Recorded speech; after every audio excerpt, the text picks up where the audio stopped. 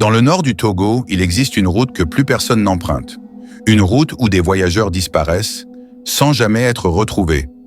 Les habitants l'appellent la route des disparus. Ce soir, Kena, un jeune mécanicien qui rentrait tard du travail, va découvrir ce secret.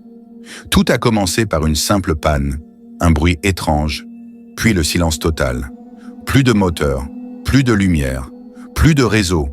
Quand Kena est sorti de la voiture, il a immédiatement compris qu'il n'était pas seul. Elle était là, immobile, une femme en pagne blanc, les pieds nus, le visage caché dans l'ombre. « Madame, vous allez bien ?» Elle ne répondit pas. Elle pencha seulement la tête, d'une manière inhumaine. Puis derrière elle, Kena vit d'autres silhouettes sortir du noir. Ils flottaient sans un pas, sans un son.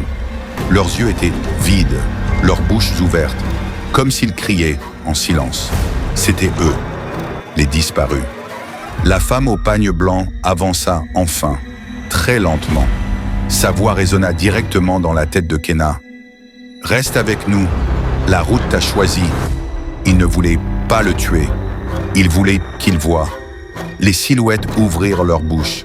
Et cette fois, le son sortit. Un cri gigantesque, un mélange de voix humaines, d'échos, de douleur. Flash, des voyageurs happés par la nuit, leurs visages déformés par la terreur.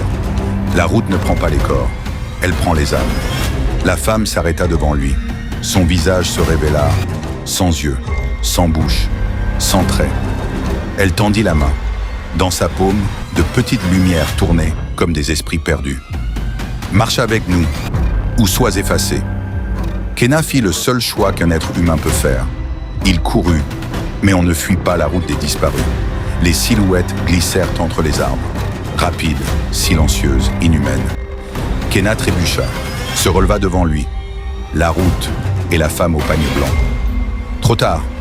Le lendemain matin, des policiers retrouvèrent la voiture de Kena.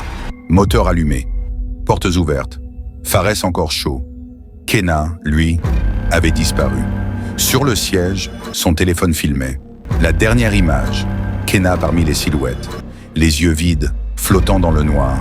Sur cette route, personne ne part vraiment. On reste pour toujours.